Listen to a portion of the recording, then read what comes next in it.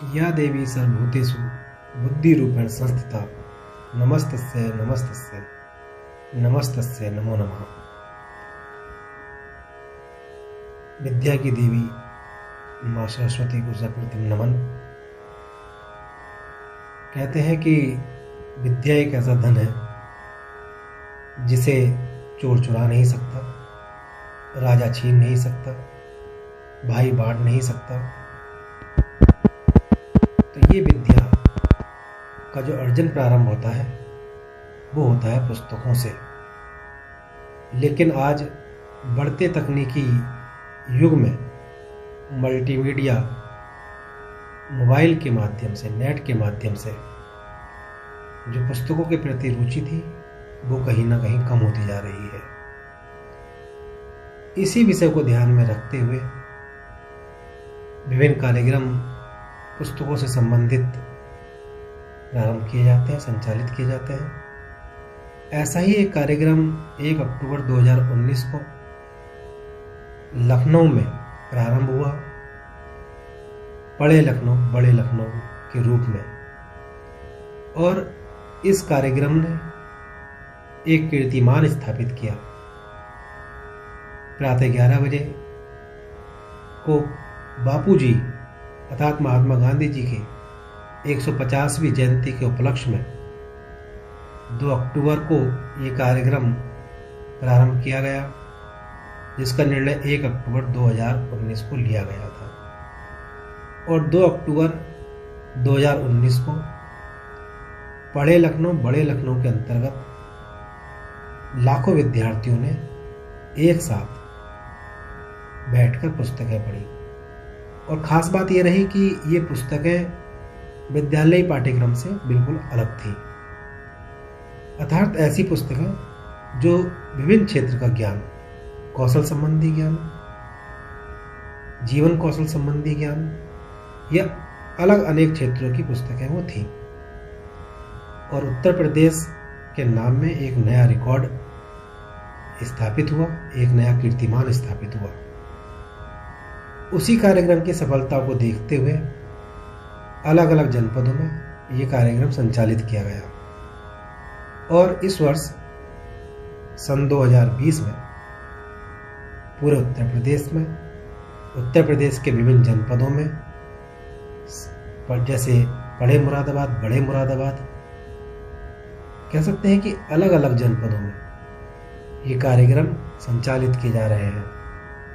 इस कार्यक्रम की विशेषता यह है कि जो पुस्तकें होंगी वो विद्यालय पाठ्यक्रम की नहीं होंगी, अर्थात वो पुस्तकें विद्यालय पाठ्यक्रम से अतिरिक्त ज्ञान मुहैया कराने वाली होंगी, जिसके संदर्भ में वीडियो भी बनाना सुनिश्चित किया जाएगा।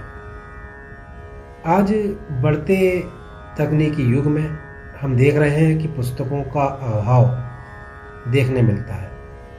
आज हर कोई मोबाइल के माध्यम से, लैपटॉप के माध्यम से पुस्तकें पढ़ने की कोशिश करता है, ज्ञान अर्जन की कोशिश करता है। तो पुस्तकों को बढ़ावा देने के लिए ये कार्यक्रम का शुभारंभ किया गया। और आज माननीय मुख्यमंत्री जी के नेतृत्व में पूरे उत्तर प्रदेश में ये आदेश दिया गया है कि ये कार्यक्रम संचालित किए जाए, ताकि विद्यार्थियों के अंदर पुस्तकों के प्रति रुचि बढ़े। आज हम ये बात करेंगे कि जो पुस्तकों के प्रति रुचि घटी उसके और क्या कारण रहे, कैसे रुचि को बढ़ाया जाए, कैसे विद्यार्थियों के अंदर ज्ञान अर्जन की सीमा बढ़ाई जाए, कैसे पुस्तकों के प्रति रुचि बढ़ाई जाए, कौन कौन सी तकनीकी ऐसी हैं जिससे पुस्तकों को शीघ्र पढ़ा जा सकता है, कौन कौन सी ऐसी पुस्तकें हैं जो विद्यार्थियों को अनिवार्य रूप से पढ़नी चाहिए, ऐसी कौन सी तकनीकी हैं जिससे कि विद्यार्थी कोई भी पुस्तक को विद इन फ्यू डेज, यानी कि कुछ ही दिनों में समाप्त कर सकते हैं, जो कि वो पूरे वर्ष भर समाप्त नहीं कर सकते। तो क्या हम बात करते हैं सबसे पहले कि पुस्तकों के प्रति रुचि कम क्यों हुई, आज पुस्तकें समाप्त क्यों हो रही हैं। आज हम ये देखते हैं कि जो बालक होता है वो प्रथम रूप से कह सकते हैं कि अपने परिवार का अनुकरण करता है। आज हम किसी भी घर में देखें, किसी भी परिवार में देखें, तो हमें देखने मिलता है कि हर परिवार में, हर कमरे में आपको LED टीवी लगा मिल सकता है, LCD टीवी देखने मिल सकता है, या सामान्य टीवी भी पारंपरिक जो थे वो भी आपको देखने मिल सकते हैं। परंतु लाइब्रेरी किसी कमरे में मिल जाए ये बहुत ही मुश्किल काम है। कह सकते हैं कि जो माता पिता पुस्तकों के प्रति रुचि रखते थे प्रारंभ में, वो रुचि माता पिता में धीरे धीरे कम होती चली गई, और यही कारण है कि बालक के अंदर भी पुस्तकों के प्रति रुचि कम होती चली गई। हम देखते हैं कि यदि हमें किसी कार्य में रुचि नहीं है और हम उसको निरंतर करते रहें तो हमें उसके अंदर रुचि हो जाती है। यदि बालक की हम बात करें तो जब प्रथम दिन वो विद्यालय जाता है तो उसका कोई मित्र नहीं होता, परंतु जब वो धीरे धीरे प्रतिदिन विद्यालय जाता रहता है तो उसकी कक्षा के अनेक विद्यार्थियों से दोस्ती हो जाती है और उसको वो विद्यालय अच्छा लगने लगता है। कहते हैं कि पुस्तकें हमारी सच्ची मित्र होती हैं। यदि हम उन्हें अपना सच्चा मित्र बनाना चाहते हैं तो उसके लिए आवश्यकता है कि हम पुस्तकों के साथ प्रतिदिन मिलें। अब बात आती है कि पुस्तकों के प्रति आदत कैसे विकसित की जाए, पुस्तकों को पढ़ने के प्रति आदत कैसे विकसित की जाए। आदत विकसित ऐसे हो सकती है कि सर्वप्रथम तो आपको पुस्तक अपने घर लानी होगी। वो पुस्तकें जो आपके पाठ्यक्रम में है, मैं उसके संदर्भ में बात नहीं कर रहा हूँ। जैसा कि इस कार्यक्रम का उद्देश्य है कि आपको अलग अलग क्षेत्रों की जानकारी से मुहैया कराई जाए, जानकारी से लाभान्वित किया जाए। तो आप अच्छी पुस्तकें लेकर आ सकते हैं, और लाने के बाद सर्वप्रथम आपको पुस्तकों को अपने साथ लेकर बैठना होगा। पुस्तकें जब आप अपने साथ लेकर बैठेंगे, ये अनिवार्य नहीं है कि आप उसको पहले दिन से ही पढ़ें या एक टाइम टेबल फिक्स कर लें कि मुझे 1 घंटे पुस्तकें पढ़नी है। आप पुस्तक को लेकर बैठें, एक समय निर्धारित करें, चाहे आप पढ़ें या न पढ़ें पहले दिन, परंतु आपको पुस्तक को समय जो आपने निर्धारित किया था उस समय खोलकर बैठना जरूरी है। फिर आप 2 लाइनों से शुरुआत कर सकते हैं। धीरे धीरे वो 2 लाइन बढ़कर 2 पेज हो जाएगा, 2 पेज से 10 पेज हो जाएगा, और आपको पुस्तकों के प्रति रुचि विकसित होने लगेगी। दूसरा, जो पुस्तकें पढ़ते समय कई बार बच्चों को ये समस्या आती है कि उनको बुक्स रीडिंग करना बोरिंग लगता है। बुक्स रीडिंग करना बोरिंग इसलिए लगता है क्योंकि जो पढ़ने के तरीके हैं, हमें विद्यालय में पुस्तक पढ़ना सिखाया जाता है, शब्दों को बोलना सिखाया जाता है, परंतु पुस्तकों को पढ़ने की जो तकनीकी है वो हमें नहीं सिखाई जाती। ऐसी अनेक पढ़ने की यानी कि अध्ययन की, या कह सकते हैं कि रीडिंग टेक्निक्स हैं, जिसको अगर हम सीख लेते हैं तो हमें पुस्तकें ना केवल अच्छी लगेंगी बल्कि हमारे अंदर एक भूख पुस्तकों के प्रति लग जाएगी, और उससे हमें जो ज्ञान हम लेंगे वो जीवन पर्यंत हमारे याद भी रहेगा। पहले बात करते हैं कि जो रीडिंग होती है वो कितने तरीके की होती है। तो मुख्यतः 3 भागों में रीडिंग को बांटा गया है। एक साइलेंट रीडिंग, दूसरा ऑडिटरी रीडिंग, तीसरा विजुअल रीडिंग। साइलेंट रीडिंग में आप मौन होकर किसी भी जो कंटेंट है, जो सामग्री है, पठन सामग्री, उसका अध्ययन करते हैं, उसको पढ़ते हैं। दूसरा है ऑडिटरी रीडिंग, यानी कि आप बोलकर पढ़ते हैं, जो शब्द आप पढ़ते हैं वो आपके कानों को आवाज में के रूप में सुनाई देते हैं, कानों को सुनाई देते हैं। तीसरी रीडिंग होती है विजुअल रीडिंग। विजुअल रीडिंग में आप ध्यान से देखते हैं, लेकिन जो शब्द है उनका उच्चारण आप ना तो मन में करते हैं, ना ही आपके मुख के द्वारा वो उच्चारण किए जाते हैं। तो जो इसमें सबसे अच्छी तकनीकी होती है वह विजुअल रीडिंग होती है। इसके माध्यम से आप किसी भी कंटेंट को, किसी भी पठन सामग्री को तेजी से पढ़ सकते हैं। इसके बाद बात आती है कि जो हमारी टेक्निक्स है रीडिंग की, उसमें हम और कौन कौन सी टेक्निक्स यूज कर सकते हैं। तो पहली टेक्निक है स्किमिंग, यानी कि आप जो भी आपकी पठन सामग्री है आप उसको एक निगाह से देख लेते हैं, एक पहला पैराग्राफ पढ़ लेते हैं और अंतिम पैराग्राफ पढ़कर आप ये अनुमान लगा लेते हैं कि इसके अंदर, इस पुस्तक के अंदर या इस पाठ के अंतर्गत क्या दिया गया है। उसके बाद आती है स्कैनिंग, यानी कि जो कंटेंट है आप उसको एक दृष्टि से देखकर उसको स्कैन करने की, जैसे स्कैनर किसी कॉपी को स्कैन करता है, किसी सामग्री को स्कैन करता है, उसी प्रकार से आपकी जो दृष्टि है वो उस कंटेंट को, उस पठन सामग्री को एक बार में स्कैन कर लेती है। उसके बाद स्कैन करने के बाद में हम करते हैं पूरा एक विस्तृत रूप देने के लिए एक लास्ट स्टेज की हम रीडिंग करते हैं, और उस के अंतर्गत हम पूरी कोशिश ये करते हैं कि जो रीडिंग है उससे कोई भी पार्ट बच ना पाए, यानी कि डिटेल्ड रीडिंग हम उसको करते हैं। यानी कि 3 प्रकार की रीडिंग मैंने यहाँ पर आपके साथ रीडिंग टेक्निक साझा कर रहा हूँ। पहली स्कीमिंग, दूसरा स्कैनिंग, तीसरा डिटेल्ड रीडिंग। तो यदि हम इनको अनुकरण करते हैं तो निसंदेह जो हमारी पठन सामग्री थी वो काफ़ी स्पीड से आगे बढ़ेगी। उसके बाद बात आती है कि हम जो पढ़ते हैं वो पढ़ते समय हमारी स्पीड क्या है।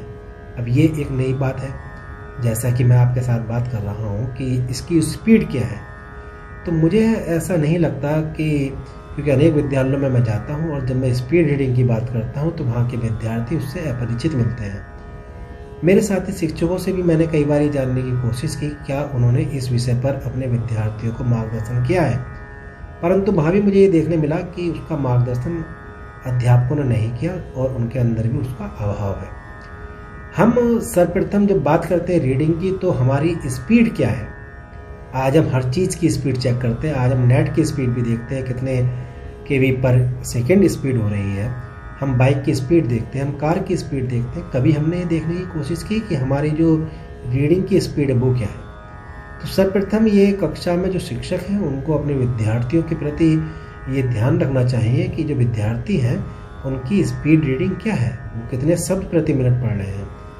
हमारे भारत देश में इस विषय पर ज़्यादा काम नहीं हुआ। यही कारण है कि आज अनेक विद्यार्थी ऐसे हैं, अनेक विद्यार्थियों के साथ साथ शिक्षक भी ऐसे हैं जो इन विषय सामग्री से, इन बिंदुओं से अपरिचित है। तो अगर हम बात करते हैं वर्ड की, तो आज Guinness book of world records में एक नाम स्टीफन स्पीडीबर्ग उनको कहा गया। स्पीडी क्यों कहा गया? क्योंकि स्पीड रीडिंग में उन्होंने एक कीर्तिमान स्थापित किया पूरे वर्ल्ड में। 25,000 शब्द प्रति मिनट इनकी पढ़ने की स्पीड है और 100 शब्द प्रति मिनट लेखन स्पीड है। 80 पेज 1 मिनट में ये पढ़ सकते हैं। यानी कि आप सोच सकते हैं कि कितना ज़्यादा ये स्पीड है और कितना अच्छा कीर्तिमान इन्होंने Guinness book of world records में स्थापित किया। तो स्टीफन बर्ग यूएस से हैं। इसके बाद आती है मारिया टेरेसा की। मारिया टेरेसा ने भी Guinness book of world records में अपना नाम दर्ज कराया है और 80,000 शब्द प्रति मिनट ये पढ़ती है। इसके बाद बात आती है कि इतना कुछ ये कैसे पढ़ लेते हैं। तो इसकी तकनीकी है, जैसे मैंने आपको बताया, और कोई भी तकनीकी का प्रयोग हम ये कहते हैं कि एक दिन में वो तकनीकी हमारे लिए लाभकर होगी तो संभव नहीं है। इसकी जब आप प्रैक्टिस करते हैं और लगातार निरंतर इन विधियों की आप प्रैक्टिस करते हैं तो आपके काफ़ी तेज़ी से आपकी जो पठन की जो स्पीड थी वो आगे बढ़ जाएगी। यानी कि आपकी स्पीड रीडिंग का कंसेप्ट आपके अंदर विकसित हो जाएगा। इसके बाद बात आती है कि पुस्तकें पढ़ना अनिवार्य क्यों है। क्यों पुस्तकों पर आज हम इतना जोर दे रहे हैं जबकि हमारे पास में ई कंटेंट के रूप में बहुत सारी सामग्री उपलब्ध है।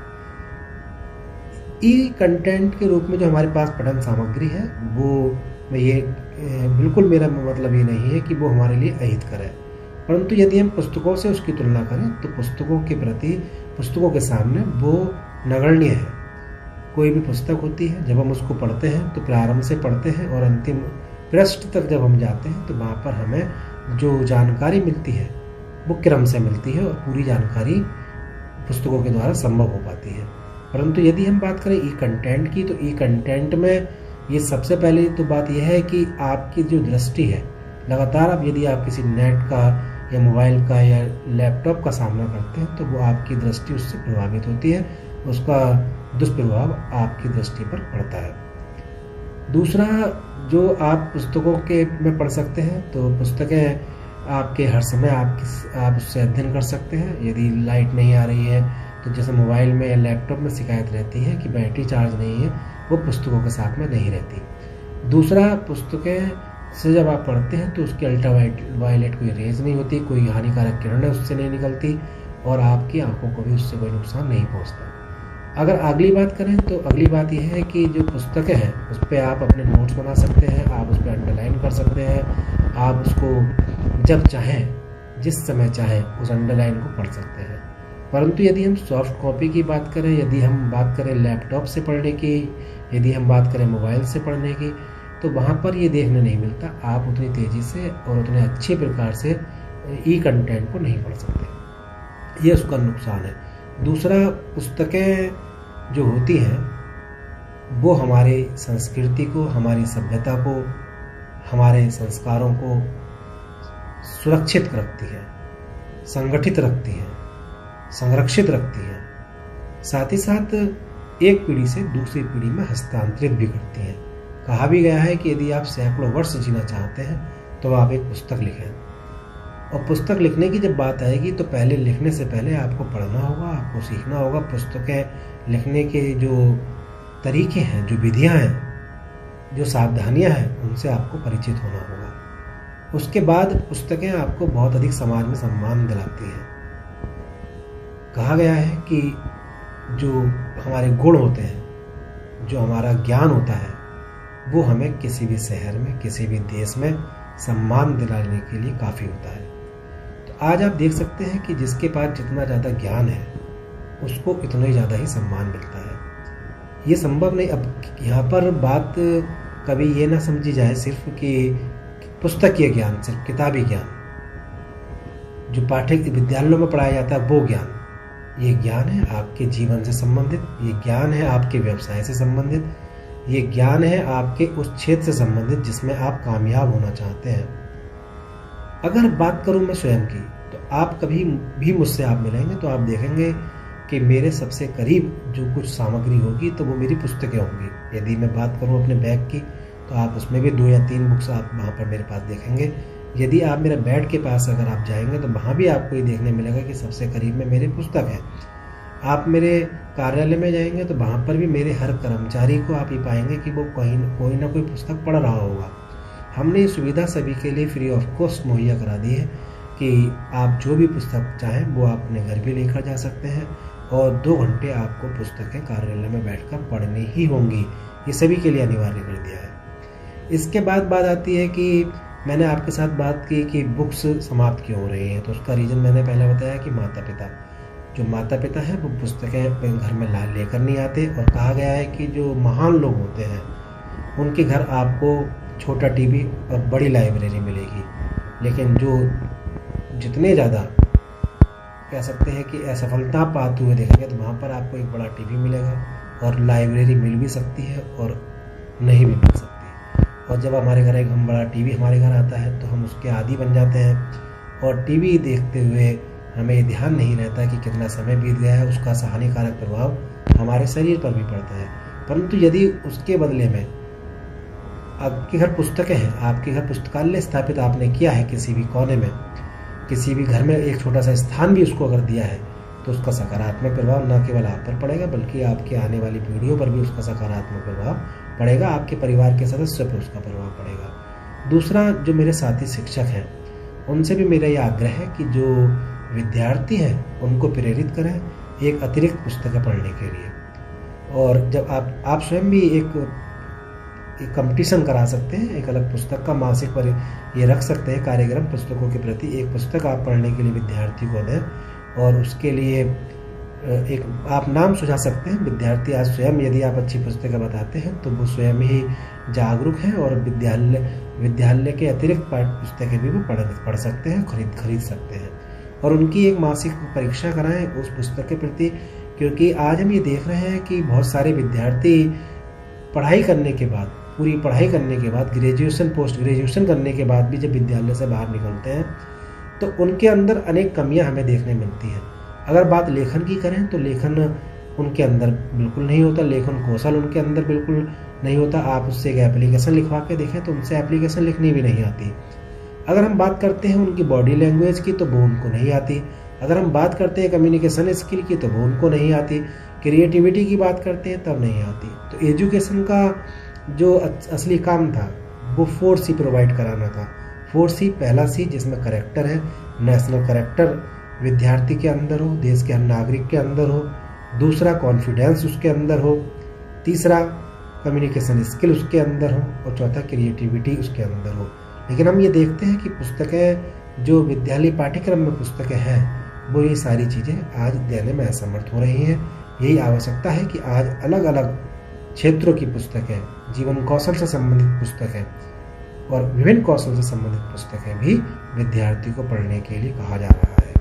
नवीन राष्ट्रीय शिक्षा नीति 2020 की यदि हम बात करें तो उसमें भी प्रावधान किया गया है कि जीवन कौशल से संबंधित शिक्षा भी विद्यार्थियों को अब दी जाएगी। जो माननीय प्रधानमंत्री जी के नेतृत्व में नवीन राष्ट्रीय शिक्षा नीति बनाई गई, माननीय प्रधानमंत्री जी को मैं कृतज्ञता ज्ञापित करता हूँ, बहुत बहुत धन्यवाद देता हूँ कि आपके नेतृत्व में विभिन्न विषयों को ध्यान दिया गया और विभिन्न पहलुओं को जो आज तक अछूते रहे थे उनको यहाँ पर ध्यान दिया गया। सुनिश्चित किया गया कि उसका क्रियान्वयन पूरे भारतवर्ष में किया जाए।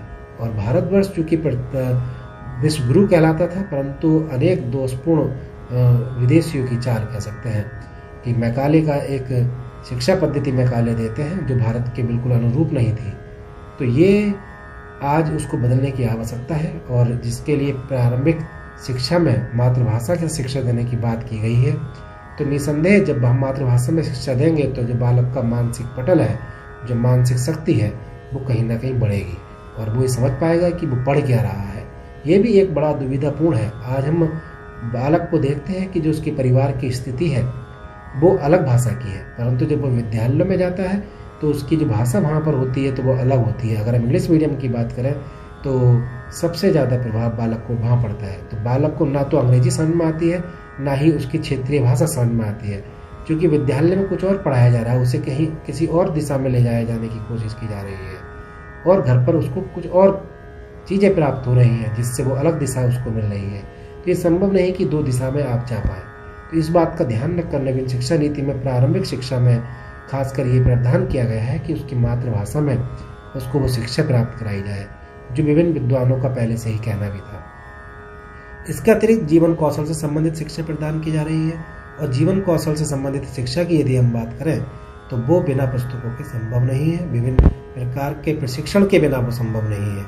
तो यहाँ पर भी पुस्तकों के प्रति रुचि बढ़नी चाहिए और पुस्तकों के प्रति रुचि जब भी बढ़ेगी जब आप विभिन्न तकनीकियों से परिचित होंगे। इसके बाद बात आती है कि आज ऐसी कौन सी पुस्तकें हैं जो हर विद्यार्थी को पढ़नी चाहिए। आज चूँकि पूरे उत्तर प्रदेश में ये कार्यक्रम संचालित किया जा रहा है, हर जनपद में ये कार्यक्रम विद्यार्थियों को पुस्तकों के प्रति रुचि विकसित करने के लिए, उनको अभिप्रेरित करने के लिए चलाया जा रहा है। तो यहाँ पर कुछ पुस्तकें हैं जो मैं विद्यार्थियों के साथ और अपने साथी शिक्षकों के साथ भी और जो भी इस कार्यक्रम को देख रहे हैं उनके साथ